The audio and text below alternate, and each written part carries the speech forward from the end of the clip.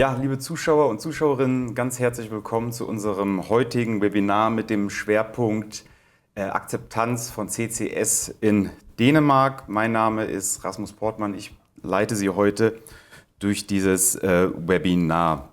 Bevor wir inhaltlich starten, vorab noch 2, 3 organisatorische Themen. Das Webinar wird heute aufgezeichnet und in wenigen Tagen auf unserer Website hochgeladen und ist dann für Sie abrufbar. Die Sprache wird auf Englisch sein heute, vor allen Dingen, weil wir Besuch oder einen Referenten aus Dänemark haben.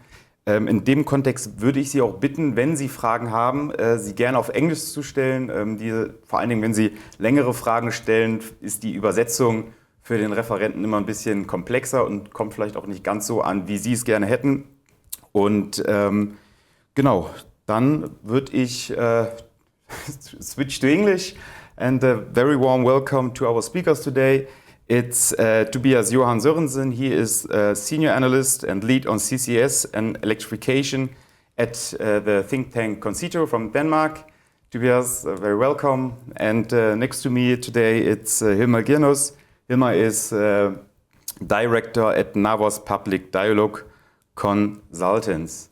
And yeah, thank you very much, guys, that you will speak or present today your view on onshore CCS especially. And yeah, I would like to start with Hilmar today with a presentation. And Hilmar, it's your turn. Thank you, Rasmus.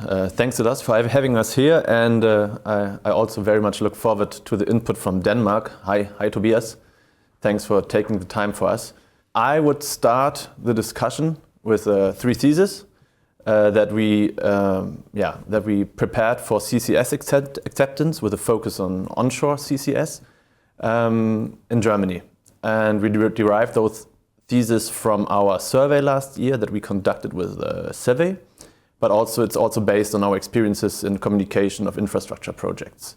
So let's start with the first thesis. And this is that we think that the acceptance of onshore CO2 storage is less a CCS, but a NIMBY debate. So we think it's primarily about not in my backyard. So people are not more reluctant to CCS projects close to their homes than to any other infrastructure industry project. And why this? We asked the question, where should CO2 storage take place? And you see the green bar. My apologies, Tobias, this is in German. But it's a screenshot from a survey, so yeah. The green bar says onshore storage.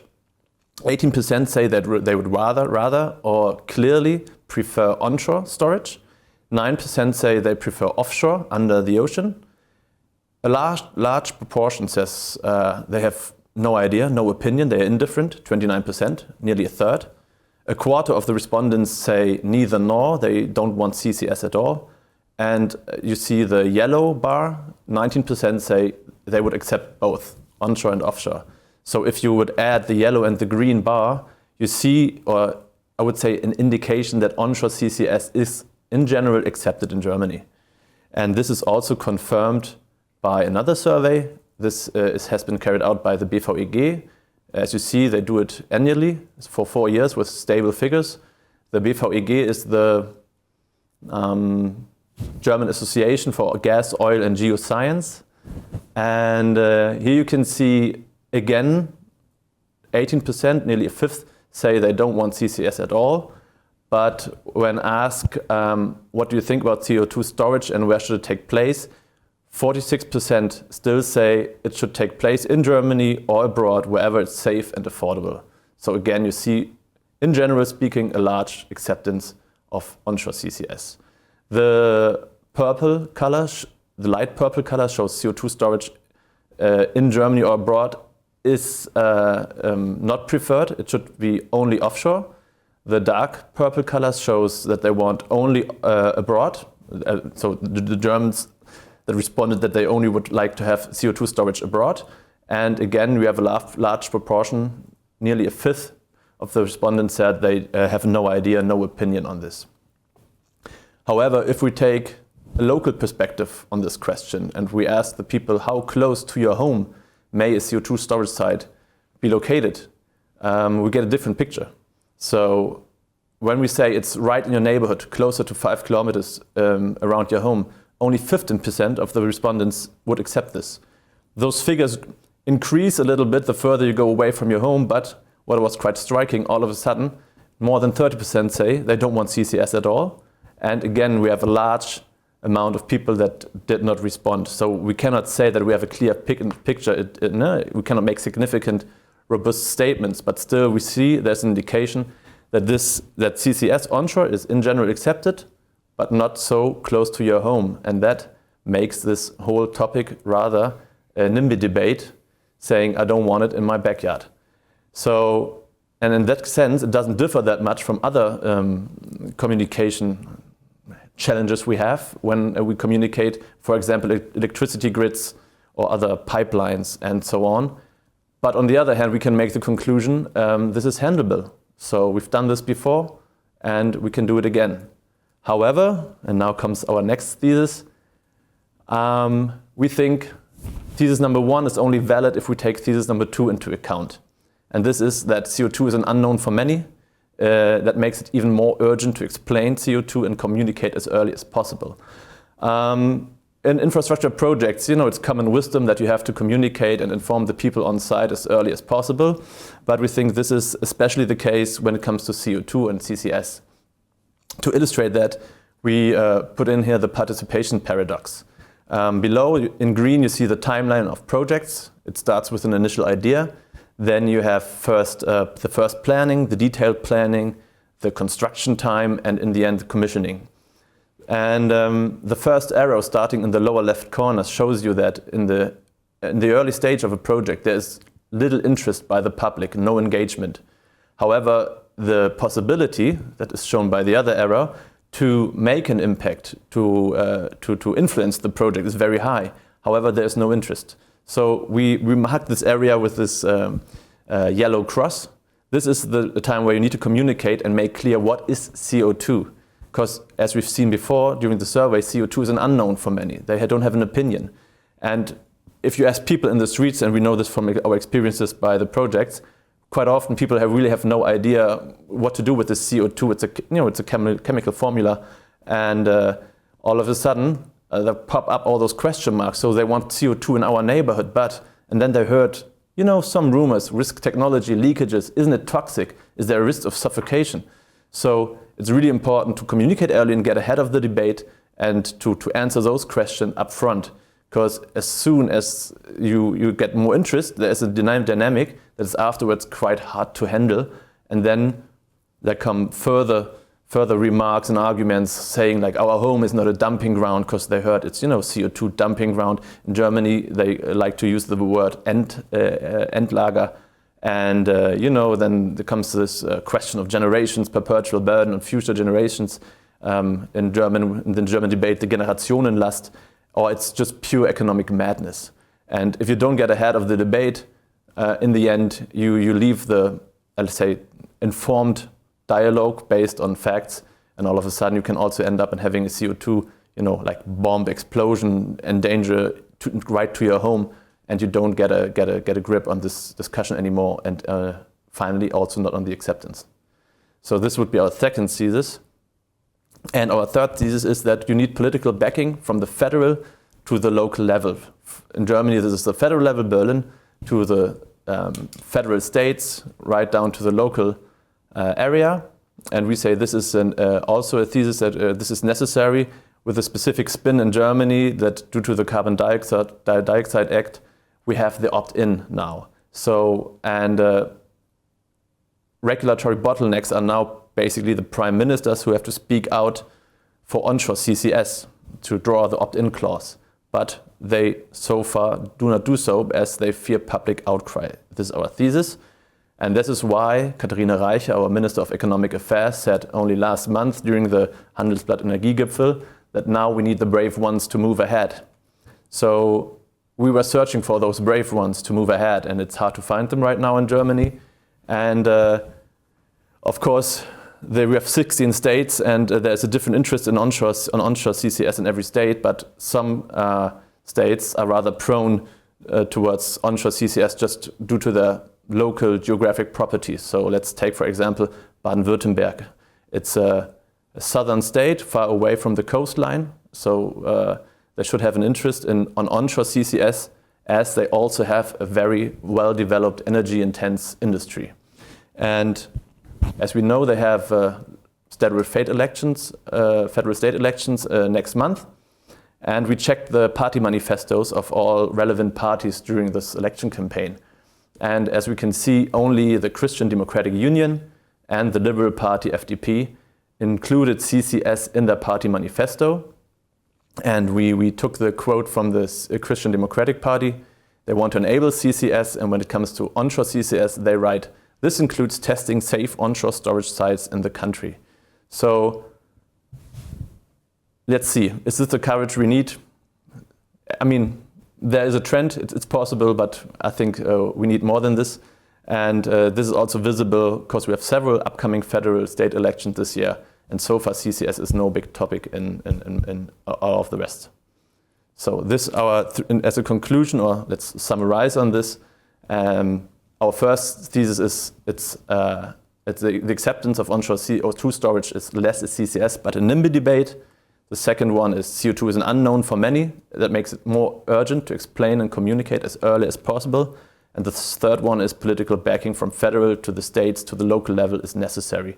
And those are three conclusions from our thesis that we made that I would like to pass over to Tobias. And let's see how to align this with the Danish realities and what he thinks of it. But yeah, this is our introduction on this.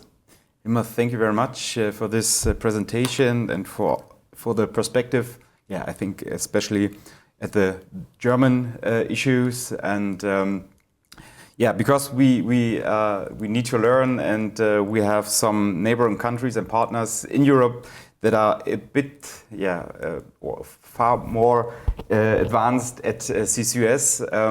We will have Tobias today, and he is from the think tank Concito, and Tobias wants to show us the Danish experience on CCS, especially and for onshore. And Tobias, thank you very much, and the stage is yours. Thank you, and thank you for the invitation. I'm very happy to be here and share some of our findings from our work in Denmark. Yeah, my name is Tobias, and I'm from the think tank Concito. We work on all things climate mitigation in all sectors, also some adaptation, and my role has been increasingly on CCS, but also a lot of electrification, focusing on Denmark, but also with colleagues on a European level. So my work initially focused mostly on where to capture CO₂, what to do with it, and by a necessity, I think I also become engaged in onshore storage debate, partly because a few years ago my family got a vacation home in one of the onshore areas being explored for potential CO₂ storage in Denmark, and I've been part of a local or creating a local organization with people trying to engage more on CO₂ storage and have a dialogue on it. So my day job is analyst on CCS and electrification, but also to spend some time together with people in one of the areas here. But I'll get back to that. See if I can get my slides to work. Yes. So do Danes love CCS? According to a recent survey we do, most people would be open to CO₂ capture and storage near their homes, according to one recent survey. It was also done last year with sort of similar results. I was a bit surprised over the overwhelmingly positive attitude that more than 50% would be in favor or strongly in favor, and few people strongly against. But I'm also not sure whether people think of CCS as CO₂ uptake in forest. That could somewhere skew the responses. But in general, when we talk to people and explain what it is, and talk to people who have been to citizen meetings about this, most people are actually positive. But those who are against are very much against, and a few people can of course make a lot of noise, and they can also create more opposition, of course, locally. But in general, people are for at a national level. But get back to why CCS in Denmark, I think it's also important to understand the context that we had what we call a climate election in 2019, which became a climate law later with a fairly ambitious reduction target. And then the independent Danish Council on Climate Change produced a report stating like what could we do with sectors, how far could we get with known technologies, and it also stated that we should develop less mature technologies like CCS for especially hard to abate sectors in order to reach the goal. And that sort of made it, to my understanding, more politically acceptable. Of course, we as a think tank and climate also played a role in maturing the understanding, but there was a lot of momentum for ambitious action in all sectors, which made it possible to also make broad political agreements on this. And to our, as we understand, it also helps acceptance on a local level. We had 3 subsidy schemes, I'll get back to them, agreed in the early 20s, and then a green tax reform, converting energy taxes to carbon taxes, which also help getting like incentives going. Is CCS then only solution? Not at all to reach the target in 2030 of reducing emissions by 70%. It's actually what is now planned. It will probably be a little bit less. It's 3 million tons in 2030. It's less than around 5% of the total emission reductions between 1990 and 2030.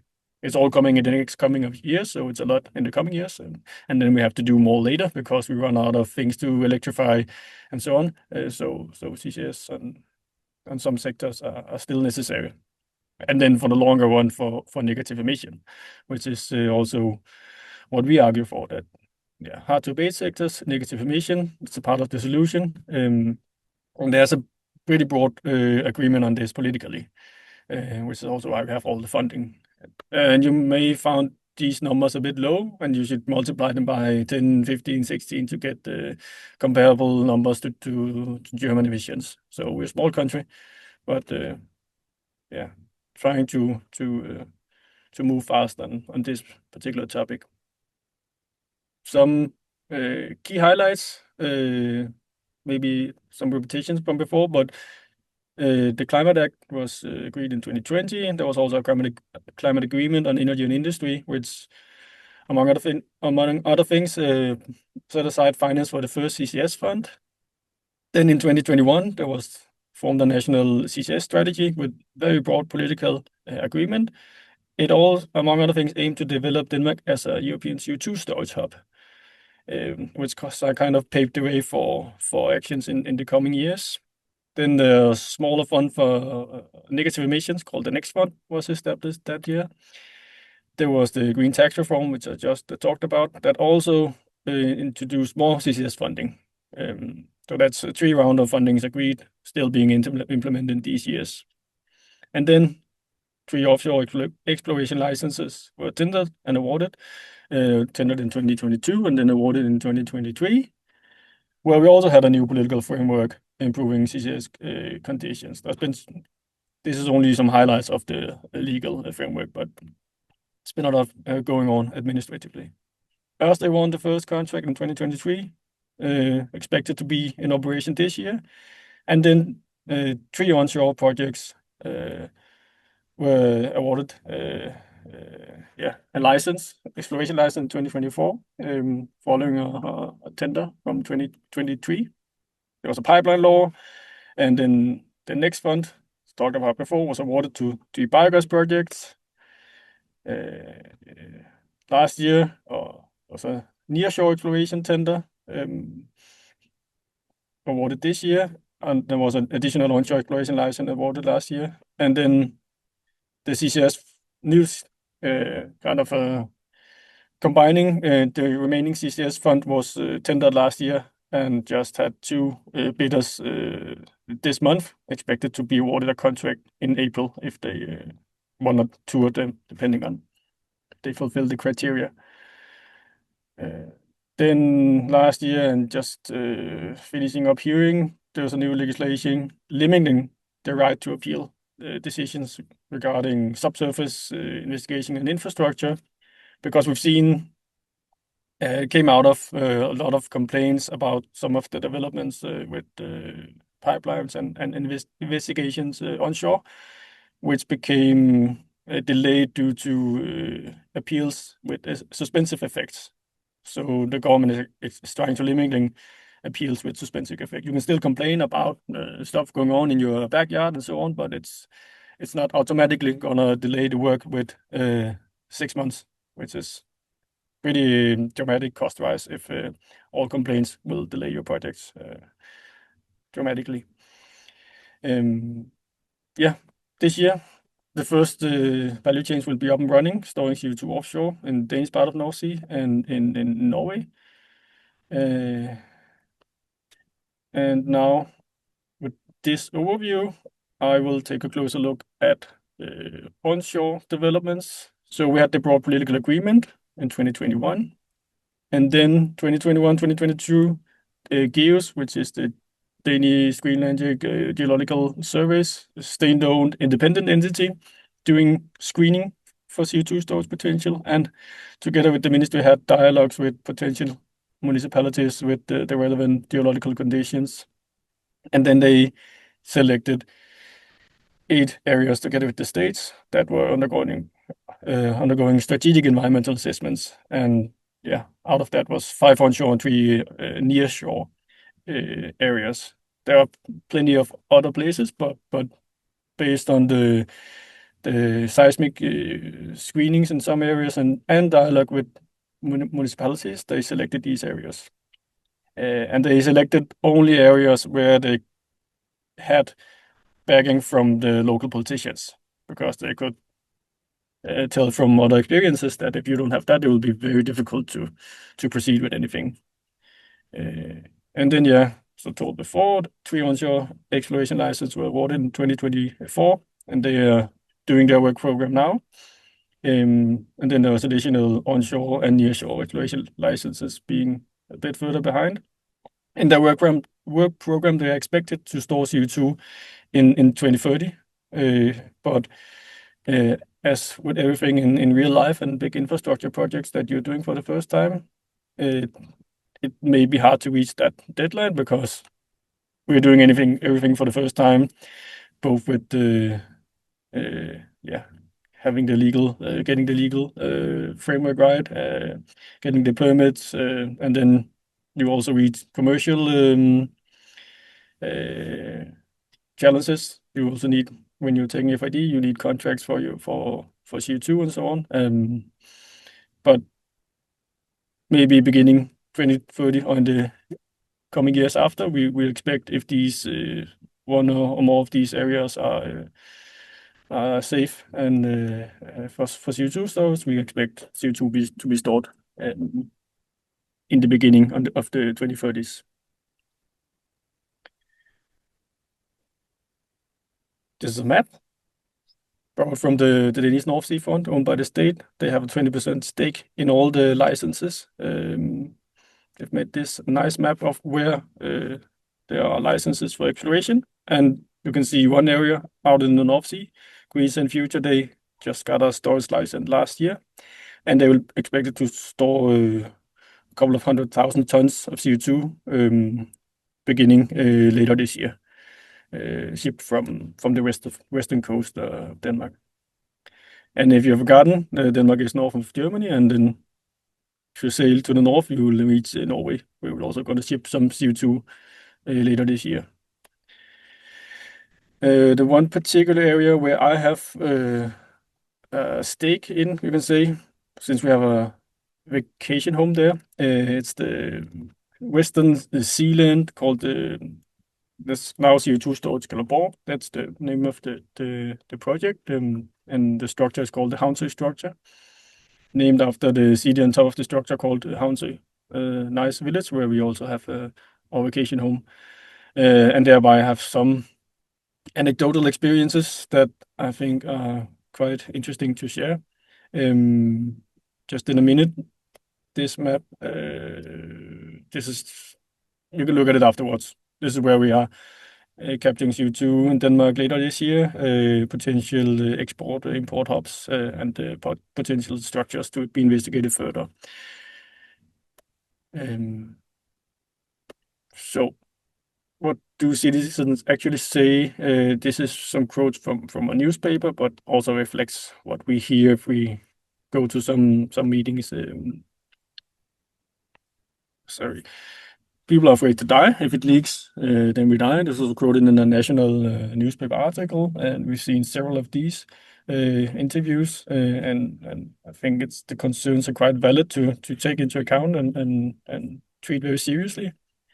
And why not just store it under the big cities, for example, Copenhagen, or offshore, some others say. Some are also concerned that what happens with the houses or holiday home prices. So far, it hasn't had any effect, and don't expect it to. But yeah, it is a fear, and I think it's sort of a valid fear, especially if there's a lot of negative campaigning. It could affect the prices, I would say. But if you try to group them between different types of concern, environmental and safety, some people don't want to come a CO2 landfill. They expect a lot of noise and air pollution, thousands of trucks near their home, a big ship coming to the local harbor. And yeah, industrial facilities destroying their nature. And I think all of these concerns with the projects that we see are easy to address because, well, it's not going to be like that for onshore storage, and the industry will be in an already industrialized area, such as at the largest city. Pipeline safety, I mark that with green because I think it's a very valid concern. Not that I'm concerned about it, but we have seen some accidents before with CO2 pipelines, and we would like operators to have like more detailed communication about pipeline safety. That is understandable for people without an engineering background. Across, obviously, there are good concerns with high pressure pipelines transporting millions of CO2 per year just under the surface. But it can be addressed, but I think we could improve there. Then there was the traditional climate policy and economy arguments that it doesn't work, it's too expensive, it prolongs the age of fossil fuels, and yeah, some people don't want to import CO2 from Sweden and Germany. They should do it themselves. These are also easy to address, many good answers to them, but when it comes to what happens to our property value, we don't have a lot of evidence to point to.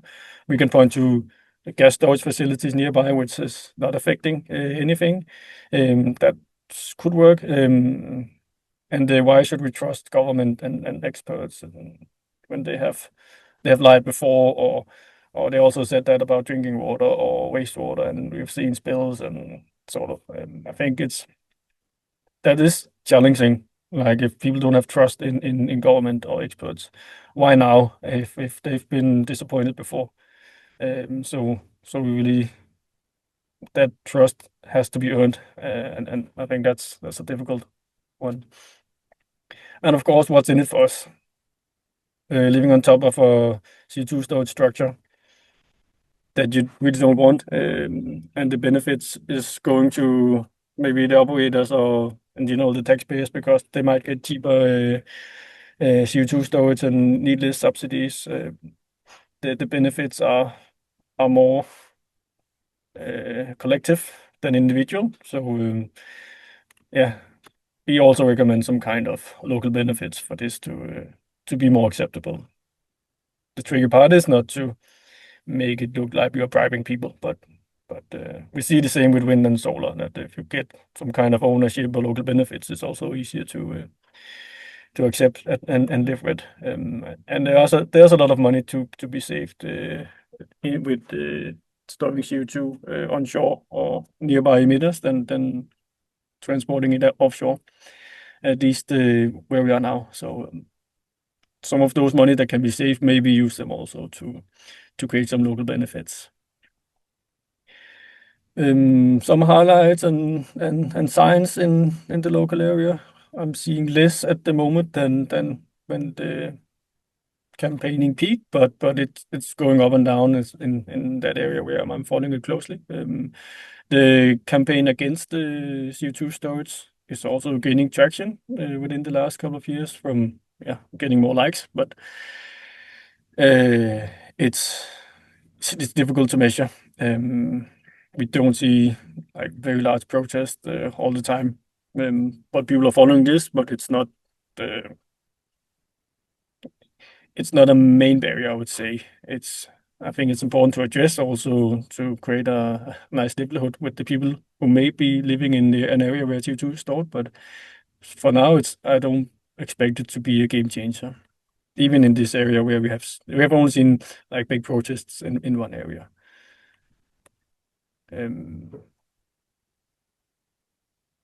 We believe and I think also to Hilmar's point, listen to people and engage early on, also before anyone has an exploration license. When you start doing initial studies, having citizen meetings, keep on doing it with a consistent pace. We've seen that when like this area where people were left for half a year without any continuous communication about the potential projects, we saw a lot of negative campaigning gaining tractions.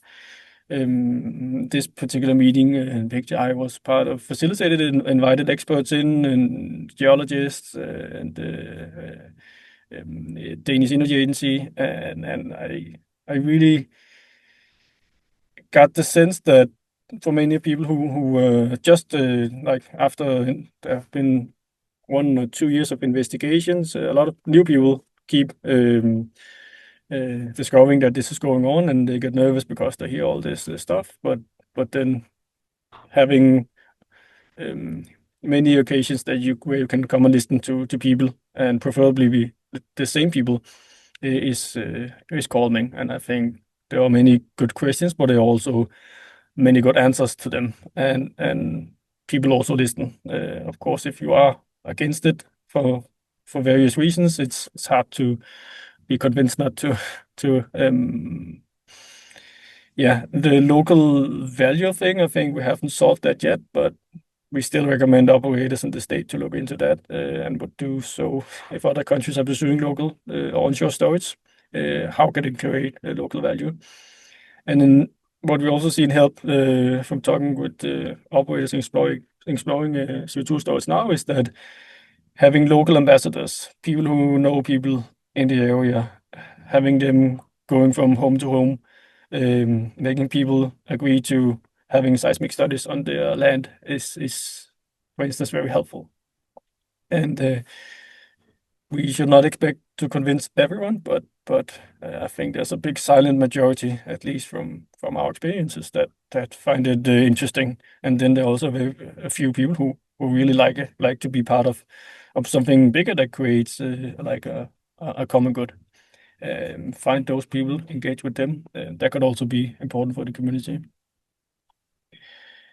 Show some pictures of gas storage. I think this is very illustrative.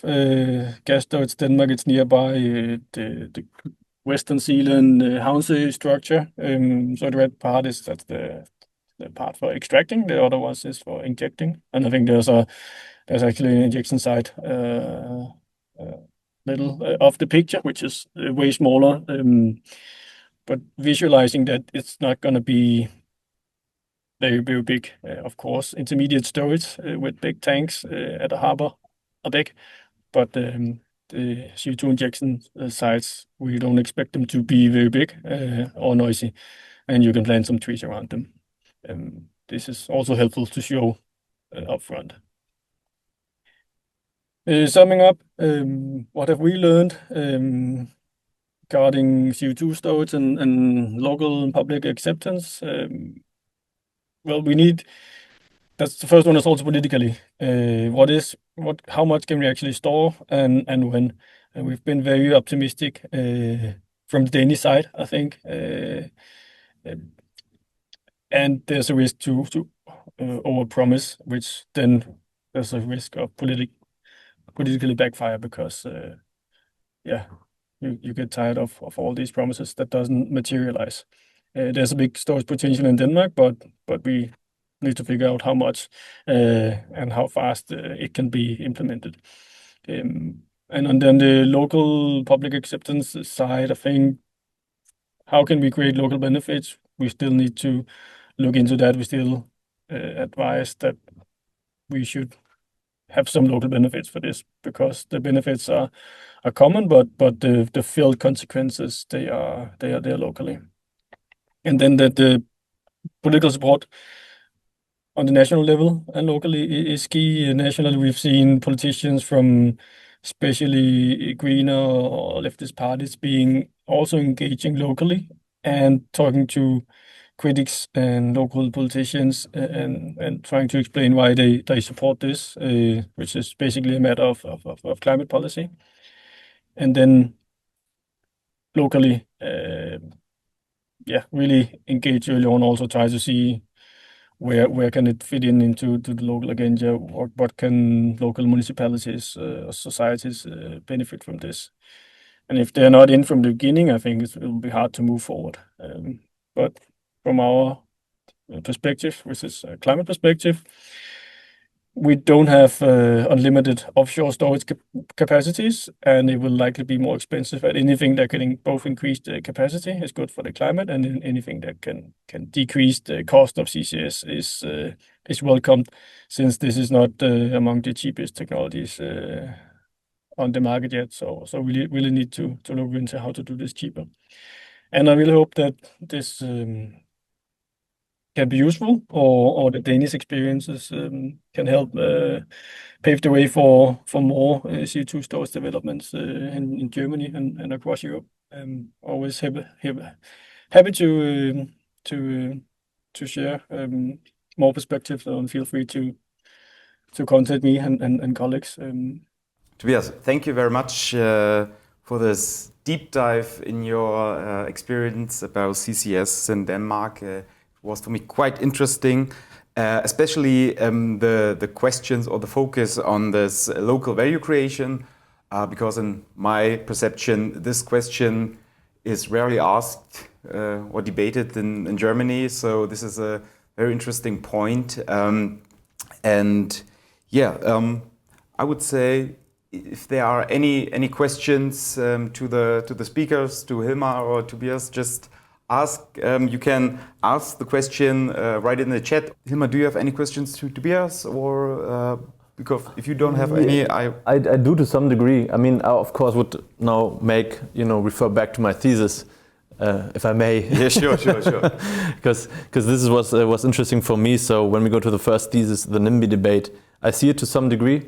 Interesting is that you have actually, it seems to me like a two-layered dialogue, that the debate on CCS is taking place on a broader public level, where you talk about the technology itself, but as soon as it's implemented locally, there are different questions arising about safety, the detrimental effects on local values of property and houses, and the basic question of all infrastructure projects, what is in for us here. The second question, communicate as early as possible. Tobias, you mentioned as well, you need to communicate early and to keep engaged, and stay engaged. True for most infrastructure projects.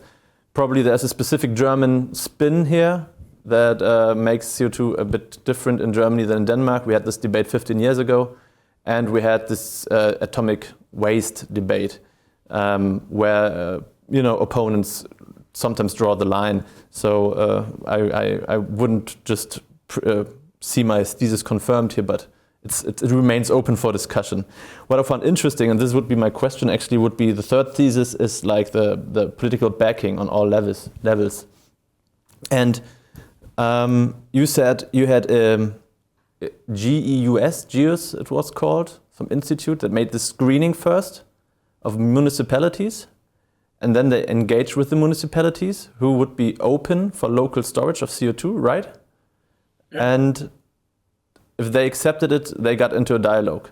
Was this whole process steered by the federal government, by Copenhagen?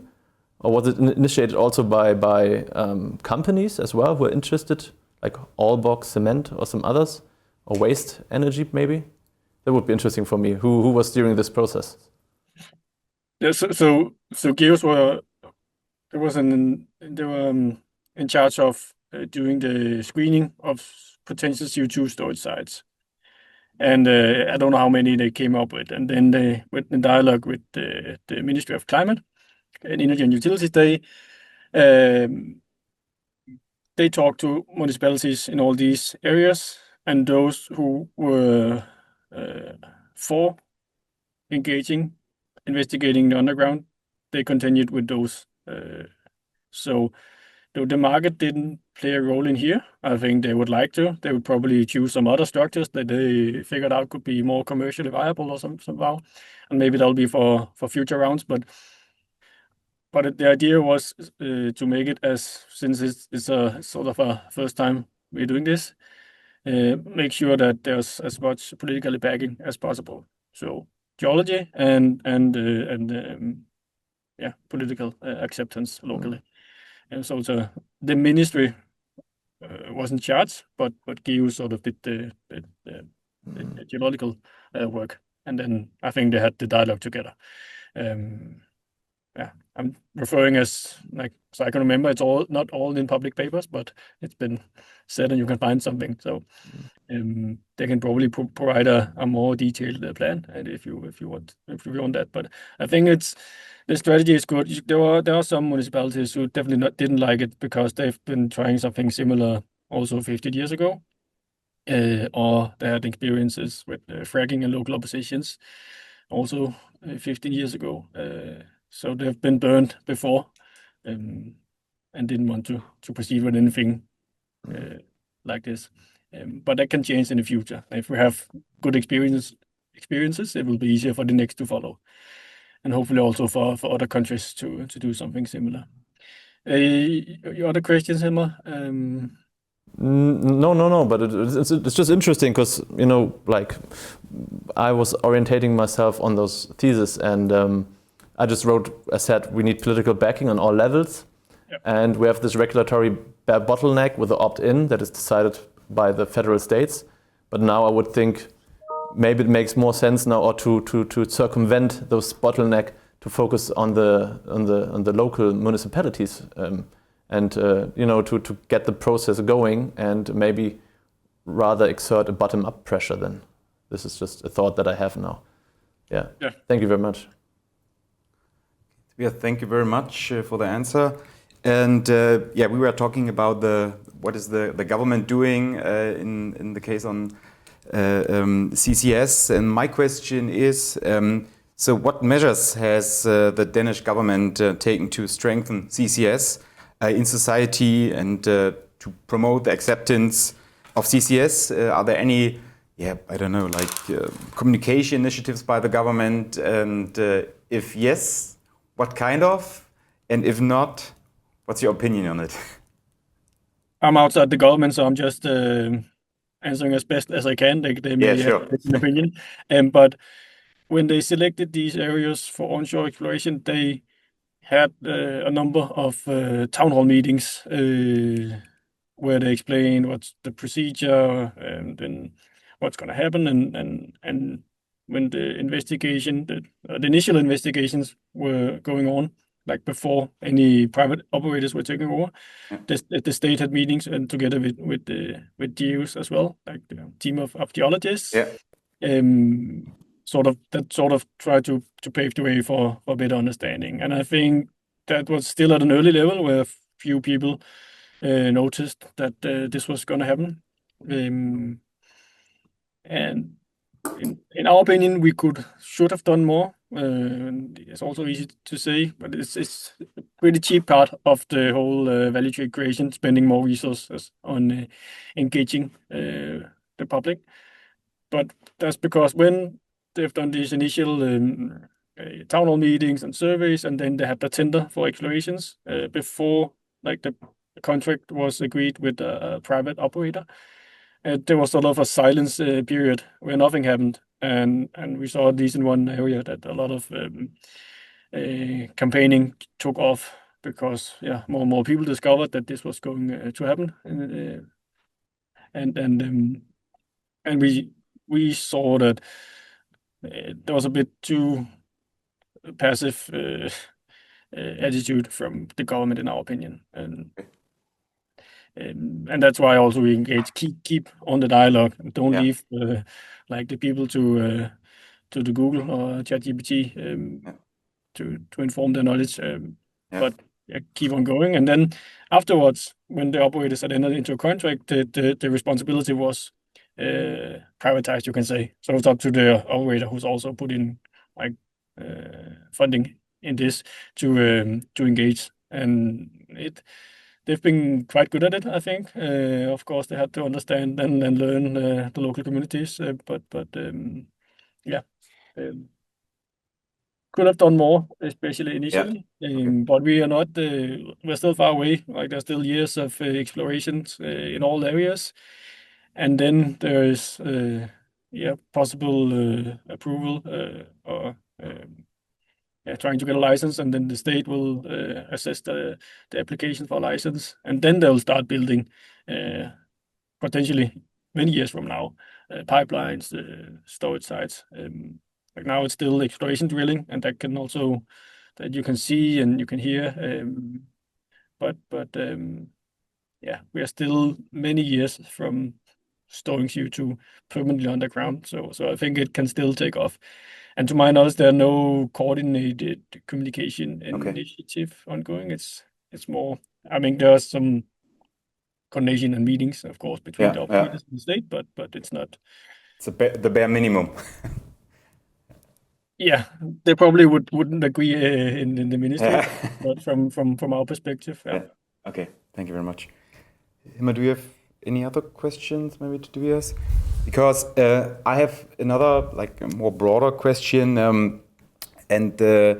because I mean I think like in Denmark you have around I think like 30 CCS projects in a different stage, maybe some project within a cluster. But so if you want to count them, you have roughly around 30 projects, and so that means something positive must going on. And I would like to ask you what arguments were crucial in your opinion to overcoming the skepticism on CO₂ storage.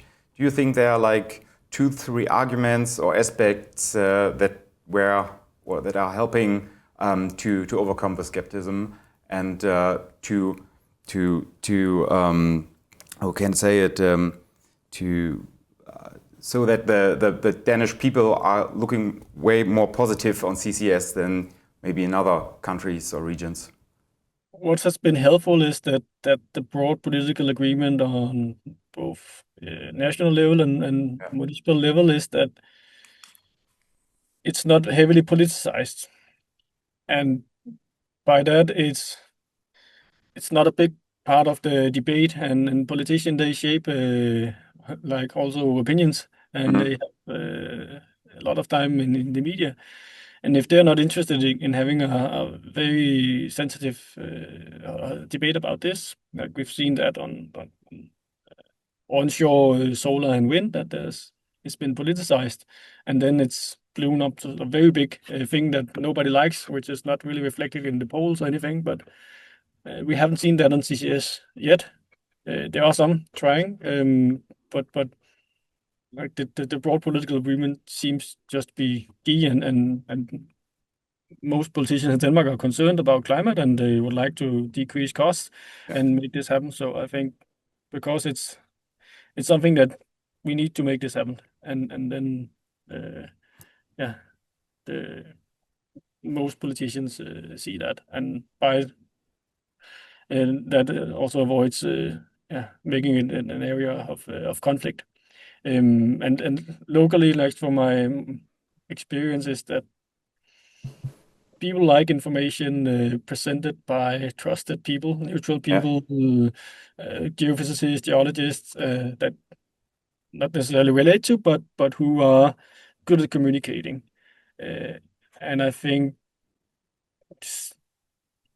seeing the same people at various meetings, that's resourceful for the few people doing that, but it seems to be very effective locally, and repeating the messages that it's safe and how it's safe. What is a cap rock? How do you do it? What shouldn't you do, and what is it that we are exploring when we are doing these seismic studies and drillings and so on. Trying to make something that is sort of complicated, less complicated to a broad audience. I think telling the whole story, like it's a lot of people are concerned by climate, but there are also a lot of other concerns. But then we don't see like job creation. That's another good argument, but we don't see it very effective here because we really can't prove it. So, but climate has been like one thing that has been an argument going again, but also just lowering the prices of something that we have to do. Okay, perfect. Thank you very much. Iman, do you have a question? Because if not, I have a question for you.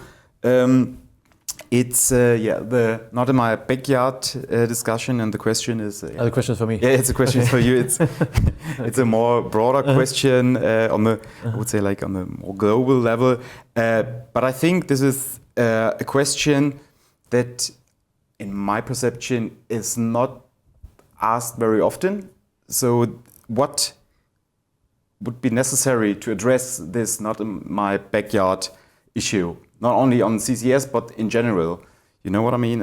Is it even possible, or is it? Do you think that is a? I mean, we have a good example from Denmark. Is this maybe like a cultural thing or something like that? Do you have any thoughts on this? Is this possible, or maybe is CCS also a chance to overcome this not in my backyard issues, because we need to go maybe. Have new ideas how to communicate the importance and necessity of maybe infrastructure and stuff like that. Yeah, from deriving from our today's talk, and my thesis number one is that it's a NIMBY debate, is that it also shows that this NIMBY debate is everywhere. Wherever you have a project, neighbors have legitimate questions. And as Tobias said, like one of the basic questions is what is in for us? Yeah. And of course, the way you answer the question and the way it's perceived locally is very different. I mean, we don't have to make a difference between Denmark and Germany here, but there's also different, let's say, debate culture, political culture. Yeah. If you go to the north, Schleswig-Holstein, or to Bavaria, or to the east. So you might have a similar setup, but the way you debate and you conduct the dialogue can be very different. So it's really, you have those, let's say, basic guidelines: communicate early, be open, be transparent, and things we discussed in the webinars before. And this is you just cannot circumvent it. Yeah. So there are legitimate questions, and this is why I think actually this is, like with this question, what is in for us? This is the way you approach the people. You talk about the detrimental effects of projects, but you also talk about positive effects. Positive effects usually is like to establish new industries, or to save industries, save jobs, local business tax, the common knowledge. Maybe it's linked to CSR projects locally. Then there's also this trend when you have wind farms. You have communal schemes that municipalities might be the owners of this. Yeah. Of course, you can also try to bring in things that sort of compensate, but compensate always implies that there's a damage before. So it's, at least from a communication perspective, a delicate thing. But I would say it's really like, the approach is you go in, you go to a direct dialogue, you are open, you are transparent what's going to happen, and then you find solutions, but rather tailored to the situation, maybe in Denmark and maybe in Schleswig-Holstein, maybe in Bavaria or Baden-Württemberg. Yeah. Okay. Great. Then we have a question. No, we have no other question in the chat, and yeah, I think will be switch back to German. Ja, liebe Zuschauer, Zuschauerinnen, ganz vielen herzlichen Dank fürs Zuschauen. Ich hoffe, Sie konnten einige interessante Argumente und Erfahrungen, vor allem aus Dänemark, mitnehmen. Für mich persönlich ist das wirklich sehr, sehr interessant. Da kann man jetzt in dieser kurzen Zeit nicht ins Detail gehen, aber da sind sehr viele kleine, feine Unterschiede in der Art und Weise, ja, welche Fragen gestellt werden. Und das finde ich sehr, sehr spannend. Ja, dann thank you very much, Tobias, for your input, for your presentation.